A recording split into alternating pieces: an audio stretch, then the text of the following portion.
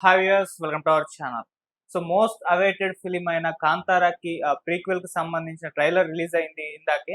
So మరి trailer ఎలా ఉంది? సో అందులో రిషబ్ శెట్టి గారి గెటప్స్ ఏ విధంగా ఉన్నాయి? మరి కాంతారా అప్పుడు ఎంత పెద్ద హిట్ అయిందో మనకు తెలిసిందే. మరి ఇప్పుడు కాంతారా సంబంధించి ప్రీక్వెల్ వస్తుంది కదా, మరి ఇది ఏ స్థాయిలో ఉండబోతుంది? దీనికి సంబంధించి డిస్కషన్‌కి ప్రజెంట్ మనతో పాటు సీనియర్ జర్నలిస్ట్ దుర్గా వడ్లమణి గారు ఉన్నారు. వారిని అడిగి తెలుసుకునే ప్రయత్నం చేద్దాం. నమస్కారం మేడం. నమస్తే అండి.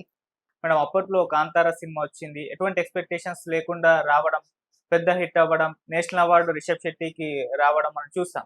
సో ఇప్పుడు దానికి ప్రీక్వెల్ అనౌన్స్ చేశారు. అప్పుడు దానికి సంబంధించిన ట్రైలర్ వచ్చింది మేడం. ఎలా అనిపించింది మీకు? ఇందాక చూసాం కదా, మరి మీ ట్రైలర్ రివ్యూ ఏంటి మేడం? ఇప్పుడు 'కాంతార' మనం చూసామండి. హ్మ్. 'కాంతార 1' అనుకోవాలేమో దాన్ని. హ్మ్. నిజంగా చాలా బావుందది. అంటే కన్నడలో ఒక 'కాంతార', ఒక 'కేజీఎఫ్' కన్నడ సినిమాని ఒక అత్యున్నత స్థానానికి తీసుకెళ్ళాయి చెప్పాలంటే. హ్మ్. సో, దానికి తగ్గట్టు సీక్వెల్‌గా ఇది రాలేదు. హ్మ్. ప్రీక్వెల్ అంటున్నారు. అంటే ప్రీ స్టోరీ అని అనుకోవాలేమో.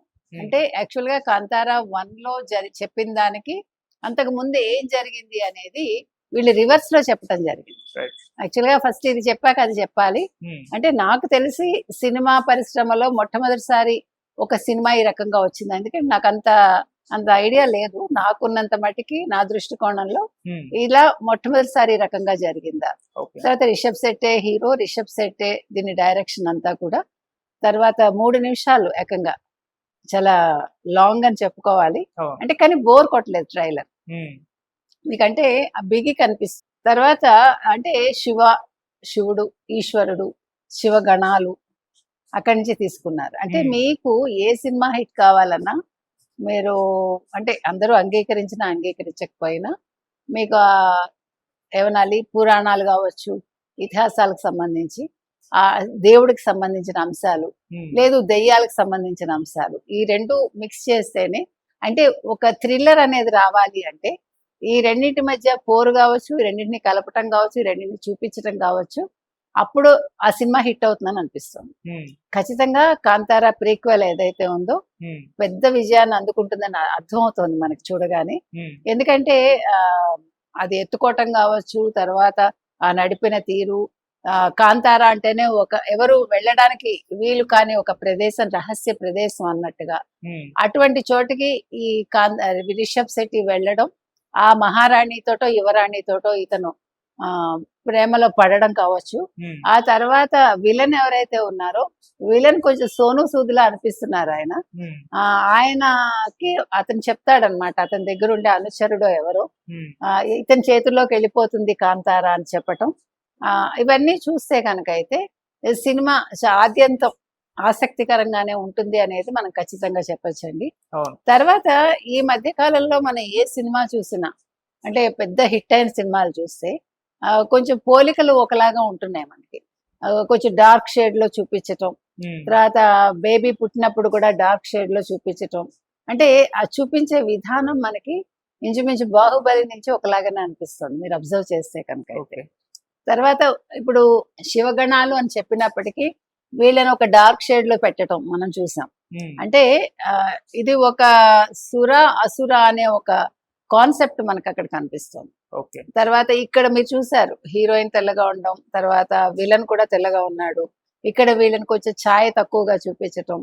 అంటే మనకి ఒక పౌరాణికం అనే ఒక ఛాయలు కనిపిస్తున్నాయి నా హ్మ్. దృష్టిలో. తర్వాత కొన్ని పదాలు కన్నడ పదాలు వాడారు. అంటే అక్కడ ప్రాంతీయ పదాలు అవంతా కూడా. హ్మ్. అవి అంటే మన సినిమా చూస్తే మనకు పూర్తిగా అర్థం కావచ్చు. అంటే ట్రాన్స్‌లేషన్‌లో కూడా అవి యథాతథంగా పెట్టడం జరిగింది. హ్మ్. అనువాదం కాబట్టి. ఏది ఏమైనా పాన్ ఇండియా లెవెల్‌లో వస్తుంది ఈ సినిమా. ఖచ్చితంగా హిట్ అందుకుంటుందండి. సరే రిషబ్ శెట్టి మీరన్నట్టుగా ఇటీవలే జాతీయ అవార్డు కూడా పొందారు ఆయన అవును. 'కాంతారా'కి. సో, కన్నడ సినిమా మళ్ళా ఏమంటారు ఆహ్, వార్తల్లో నిలుస్తుందనే చెప్పాలి ఈ సినిమాతోటి. ఓకే. ఎందుకంటే మనం చూస్తున్నాం అక్టోబర్ 2 రిలీజ్ చేయబోతున్నారు. హ్మ్. అక్టోబర్ 2 దసరా కూడాను. హ్మ్. అంటే దసరా అనేది తెలుగు వాళ్ళకి ఎంత ముఖ్యమో, కర్ణాటక ప్రజలకు కూడా అంతే ముఖ్యం. అందులో వాళ్ళకి దసరా వేడుకలు చాలా అద్భుతంగా జరుగుతాయి మైసూర్‌లో. హ్మ్. సో, ఇది దసరా కానుక కావచ్చు వాళ్ళకి కన్నడ ప్రజలకి. ఎంటైర్ భారతదేశానికి కూడా. ఓకే. కాబట్టి ఇది చాలా పెద్ద విజయాన్ని అందుకుంటుందని అనుకుందామండి. విజయదశమి రోజు వస్తుంది. హ్మ్. కాకపోతే ఏంటంటే తెలుగు నాటకొచ్చేసరికి మనకి తెలుగు రాష్ట్రాల స్థితికొచ్చేసరికి ఇక్కడ ఆల్రెడీ మనకిప్పుడు 3 సినిమాలు చాలా హిట్ లో నడుస్తున్నాయి. ముఖ్యంగా 2 సినిమాలు పోటాపోటీగా వెళ్తున్నాయి. అవును. మూడోది మనకి ఓజీ రాబోతోంది సెప్టెంబర్ 25. అక్టోబర్ 2 కాంతారా రిలీజ్ అవుతోంది.